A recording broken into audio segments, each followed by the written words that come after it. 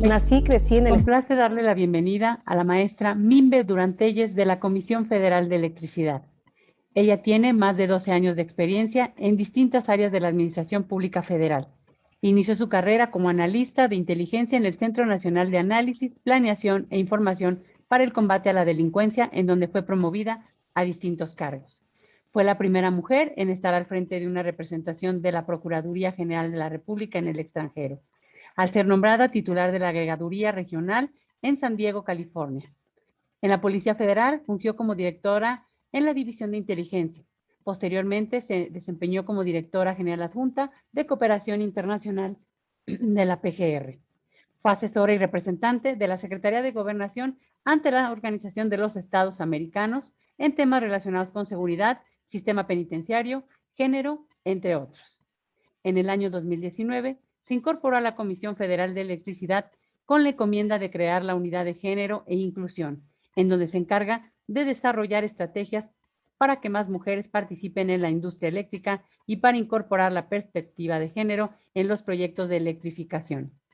Le cedo la palabra a la maestra Mimbe Durán Telles, quien nos presentará la perspectiva de género en la industria eléctrica. Adelante con su presentación. Le solicito abrir su micrófono. Muchas gracias. Pues antes que nada agradecer a la Secretaría de Energía y al INEL por invitarnos para participar en este foro, el cual ha sido sumamente enriquecedor en muchos aspectos. Agradecer a nuestra Coordinación de Comunicación Corporativa por transmitirnos esta invitación y abrirnos este espacio. Y bueno, a todas y a todos les envío un afectuoso saludo por parte del Director Corporativo de Administración y del Coordinador de Recursos Humanos, que es a donde la unidad de género que tengo el honor de encabezar estamos adscritas.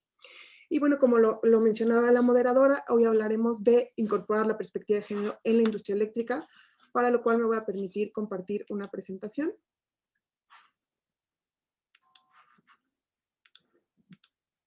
Listo. Bueno, vamos a retomar una base conceptual de manera muy rápida. Las relaciones entre mujeres y hombres a lo largo de la historia han estado marcadas por desigualdades, asimetrías, distintas relaciones de poder, distinto acceso y control a los recursos y situaciones de violencia de género. Los roles y estereotipos de género pueden influir en la percepción de las mujeres acerca de nuestras capacidades y por lo tanto en nuestras aspiraciones profesionales. Aunado a esto, las mujeres nos enfrentamos a distintos obstáculos a desarrollarnos en los espacios laborales, especialmente aquellos que están muy masculinizados, como es el caso del sector energético y de la industria eléctrica. La ilustración que se muestra en pantalla justamente quiere hacer referencia a esto, ¿no?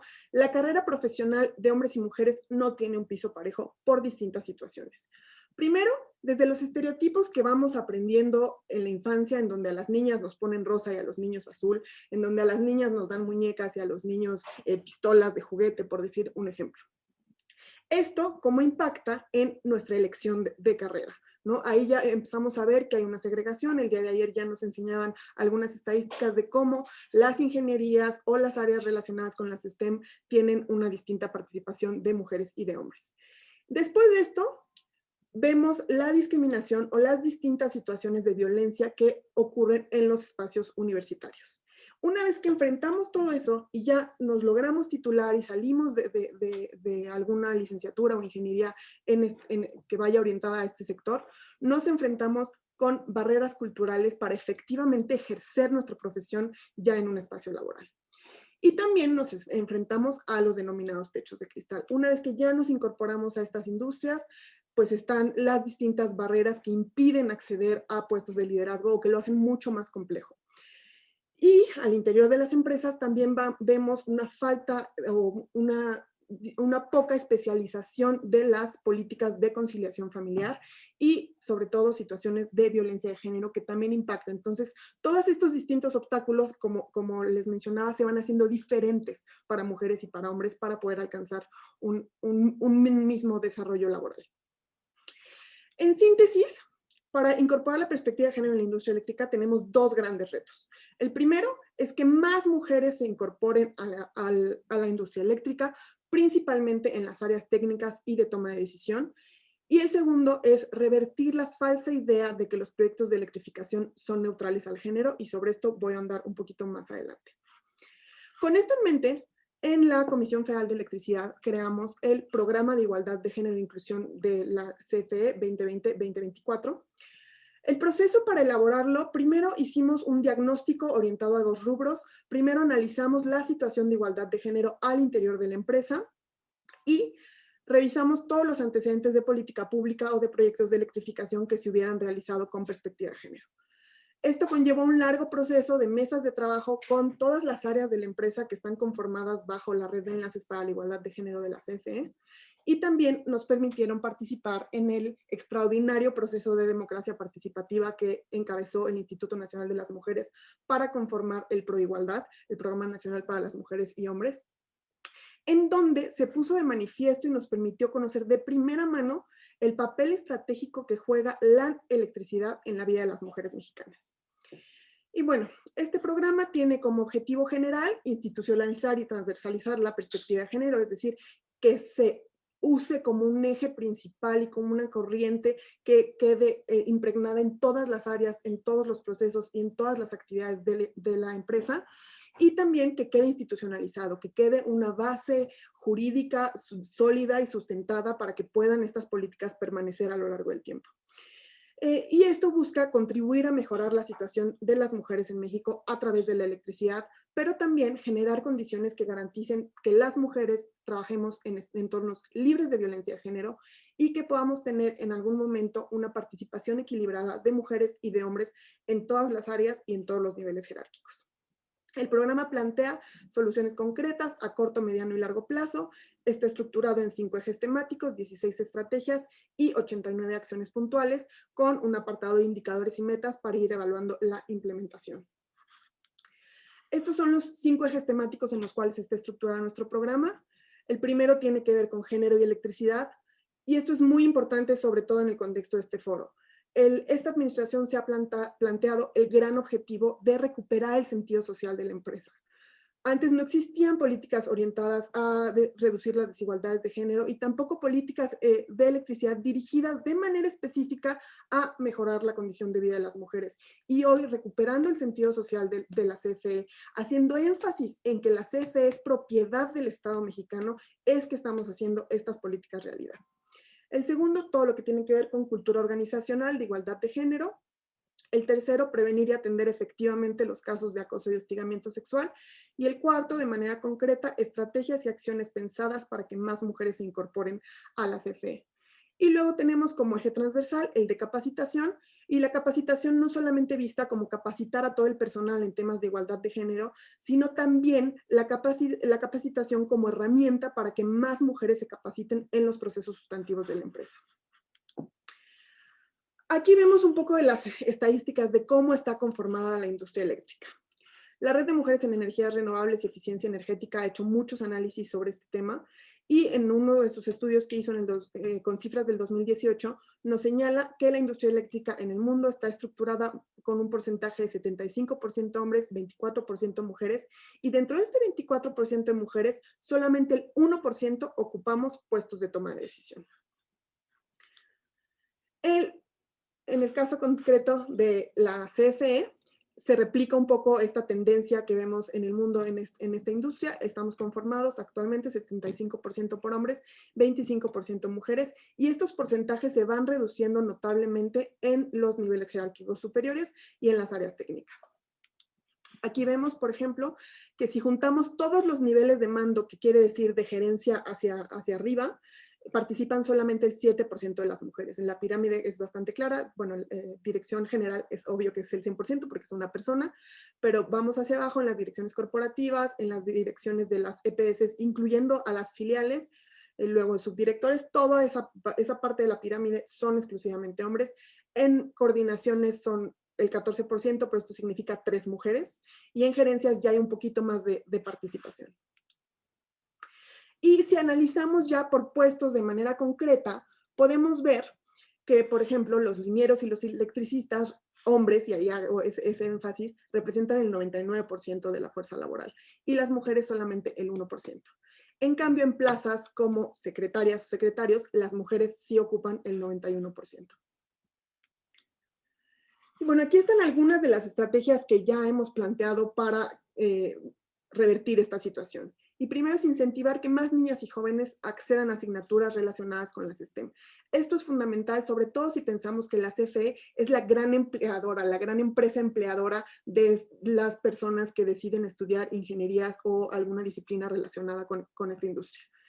Por supuesto, necesitamos incrementar y fortalecer las medidas de conciliación en la vida laboral, personal y familiar, sobre todo en el contexto de la pandemia.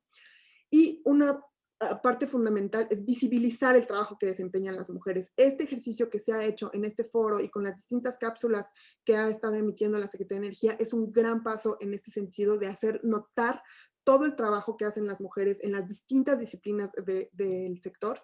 En la CFE hicimos un ejercicio parecido en el contexto del 8 de marzo para visibilizar a nuestras expertas en distintas ramas y confirmamos lo que ya sabíamos, que las mujeres en la empresa tienen perfiles impresionantes, de verdad se nos ponía la piel chinita cuando estábamos revisando sus semblanzas y demás, tienen unos perfiles extraordinarios y hay que hacerlos ver. Es muy común que en este sector los paneles son típicamente integrados por hombres, ¿no? Y eso se tiene que ir revirtiendo cada vez más.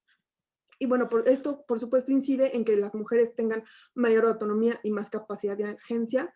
Y como lo mencionaba, el tema de acoso sexual siempre tiene que estar considerado en materia preventiva y en una actuación clara a través de protocolos y mecanismos eficientes. Sobre este tema voy a ahondar un poquito más, que es lo que hemos hecho en la CFE en materia de prevención y atención al acoso y el hostigamiento sexual. En abril del año pasado, el director general firmó el pronunciamiento Cero Tolerancia. Y esto es muy importante porque no es solamente un documento retórico en donde el director general salga y diga tales conductas están mal. No. Significa plantear acciones concretas y obligatorias para erradicar estas conductas que de manera indebida habían estado normalizadas. Y a partir de esto se plantearon acciones muy concretas para atender el tema. El año pasado, en noviembre, se publicó nuestro manual para prevenir y atender estas conductas, el cual es el instrumento normativo que detalla la forma en la que el protocolo nacional es aplicado y aterrizado en nuestra empresa. En este documento se clarifican las instancias y las vías de denuncia y sobre todo las responsabilidades de todas las personas que tienen que intervenir en el proceso y señala también específicamente quienes no tienen que intervenir para guardar la debida confidencialidad. Y otro proyecto que nos enorgullece muchísimo es que el año pasado, también en noviembre, lanzamos la aplicación digital que le denominamos Quejas. Esta aplicación se puede descargar desde cualquier teléfono inteligente. Se desarrolló con recursos propios, con el talento del personal que trabaja en la coordinación de servicios tecnológicos. Y lo que hicimos fue retomar la base teórica del ciclo de inteligencia aplicada con perspectiva de género, con la metodología del análisis de género, para conformar una aplicación especializada que facilite que las víctimas puedan brindar toda la información que se requiere en este tipo de casos. Otra de las cosas que hacemos es, desde la unidad de género, hemos desarrollado un trabajo de colaboración muy estrecha con la Gerencia de Relaciones Laborales y con nuestra unidad de responsabilidades. En la unidad de género le brindamos acompañamiento directo a las víctimas y también estamos desarrollando una participación mucho más activa a través de la emisión de opiniones con perspectiva de género en los casos en donde retomamos los estándares internacionales para que las instancias responsables puedan fortalecer sus investigaciones. Otra de las acciones es que estamos desarrollando diagnósticos especializados en las áreas en donde empezamos a detectar que hay mucha incidencia de esas conductas. Hacemos todo un proceso de intervención específica en esos centros de trabajo y en políticas internas. Siempre en materia delictiva nos dicen que la mejor herramienta es la prevención. Y en materia de acoso y hostigamiento sexual no es la excepción, pero aquí es muy importante tener en mente que la prevención implica irnos a las raíces más profundas del problema. Y una de esto tiene que ver con eliminar posibles prácticas arbitrarias en los entornos laborales. Y bueno, ahora de manera concreta voy a empezar a hablar sobre género y electricidad. Como mencionaba anteriormente, pues nuestra sociedad está estereotipada, ¿no? Vivimos con muchos estereotipos de género que aunque hagamos todos un proceso de construcción, siguen ahí, siguen presentes en algunos contextos más, en unas familias más, en otras menos, pero como sociedad siguen presentes. Y estos estereotipos de género han derivado en una división sexual del trabajo. Y esto implica que con base en el sexo tenemos una relación diferenciada con la energía.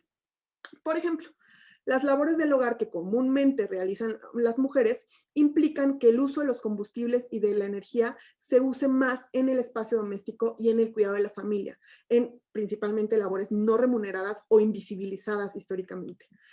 También en entornos tradicionales, las mujeres cocinan más y por más tiempo, a veces con combustibles que no son tan adecuados como leña o demás, entonces esto las expone a contaminación, a algún tipo de enfermedades respiratorias. También si hay falta de agua o de energía, son ellas quienes tienen que salir a buscarla, con lo cual tienen que recorrer a veces en algunas comunidades distancias muy largas. En cambio, las labores que realizan los hombres que implican un uso de energía generalmente están asociadas a las actividades productivas y que sí generan un valor económico reconocido como la industria o el transporte. En este sentido, un proyecto energético puede ayudar, puede contribuir a que las mujeres disminuyan el tiempo y el esfuerzo que dedican a las tareas domésticas, a que aligeren el trabajo reproductivo y facilitar que ese trabajo libre permita que se inserten al trabajo productivo, pero también simplemente tener un poco más de tiempo libre. Incidir a que accedan a nuevas tecnologías, a que se capaciten en su uso y en su mantenimiento, y todo esto conlleva, por supuesto, aumentar la autonomía y la capacidad de agencia, así como incrementar su presencia en espacios de tomas de decisiones. Para ejemplificar esto, voy a hablar muy brevemente sobre el primer proyecto de electrificación que desarrollamos con perspectiva de género en Zongolica, Veracruz. El proyecto busca incrementar el bienestar de las mujeres en comunidades indígenas en extrema pobreza a través de trabajos participativos y organización comunitaria. Participan muchas áreas, algunas de ellas son las que están mencionadas en la presentación, que es la Subdirección de Negocios de Redes, la EPS Generación 6, la EPS Distribución, la Gerencia de Desarrollo Social y la Dirección Corporativa de Administración a través de la Unidad de Género. Este proyecto tiene apoyo del Ayuntamiento de Zongolica, de Fondo para la Paz y del Instituto Tecnológico de Zongolica. En este contexto, la participación de la unidad de género y la forma en la que hemos ido incorporando la perspectiva de género al proyecto, en una primera etapa fue cuando se fue a hacer un levantamiento de las encuestas de las viviendas que iban a ser, en donde se iban a instalar los paneles solares. Agregamos a esas encuestas variables de género, desde lo más básico como poder desagregar los datos por sexo, hasta preguntas ya más orientadas a qué era lo que nos permitía diagnosticar la situación de género en Zongolica. A partir de esto y haciéndonos uso de todas las estadísticas oficiales disponibles, la unidad de género elaboró un diagnóstico sobre igualdad de género en Zongolica, que tiene como objetivo identificar y analizar cuál es la condición y posición de las mujeres y hombres en Zongolica para poder evidenciar las desigualdades que existen en las relaciones de género y sobre todo las desigualdades en torno al acceso y al uso de energía eléctrica. Esto nos permite, por ejemplo, establecer cuál es el vínculo concreto que hay entre género y energía en este proyecto en específico.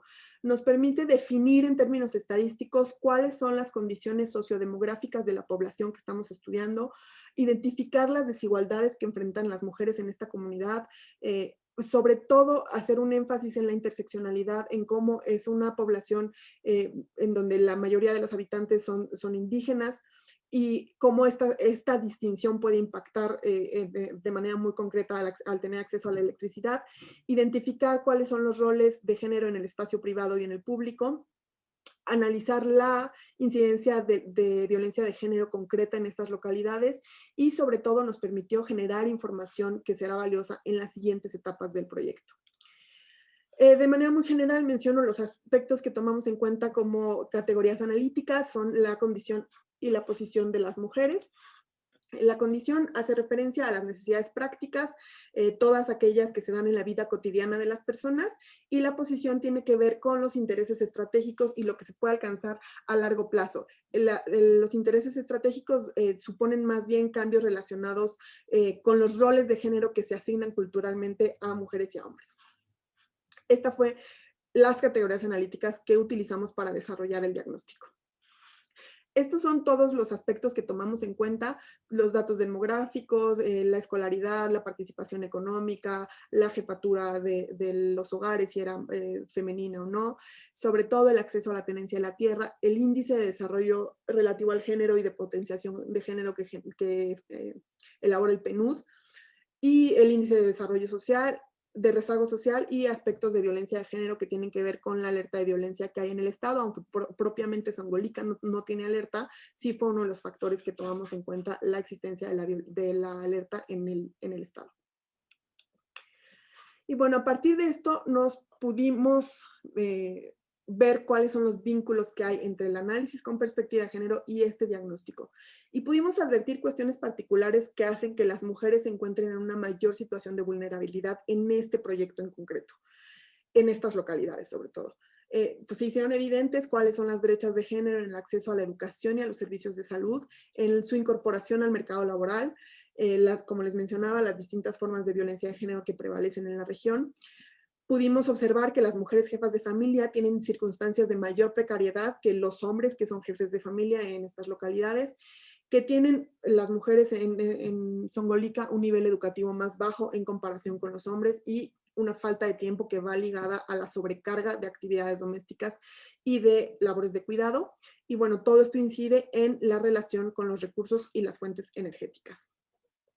Y aquí es importante ver cómo todos los problemas públicos tienen un impacto distinto en hombres y en mujeres y por lo tanto cualquier acto u omisión estatal, cualquier proyecto, cualquier acción o inacción van a afectar de manera diferenciada a hombres y a mujeres. En este proyecto en concreto y para los efectos de este diagnóstico pudimos observar que, bueno, las mujeres en la región son productoras de energía. Son las principales recolectoras y transportadoras de leña y otros combustibles que utilizan para satisfacer sus necesidades energéticas y también como usuarias de energía son responsables de las actividades y los servicios domésticos que requieren de este recurso. Pero también tienen un importante papel como gestoras de energía, porque influencian de manera directa e indirecta el consumo del resto de los miembros de su hogar. Aquí confirmamos lo que ya les mencionaba, los proyectos energéticos no son neutrales al género. Pudimos observar una marcada desigualdad entre mujeres y hombres en el ámbito social, familiar, económico y educativo, por lo cual también se deben de reconocer las distintas necesidades y realidades de las mujeres en esta región y sobre todo las desigualdades que subyacen en las mismas. Como les mencionaba, hicimos uso de la herramienta de interseccionalidad para poder ver la intersección entre otras variables adicionales al género y pudimos confirmar cómo los roles y estereotipos están asociados a la división sexual del trabajo y se materializan en la organización social y cultural de estas localidades.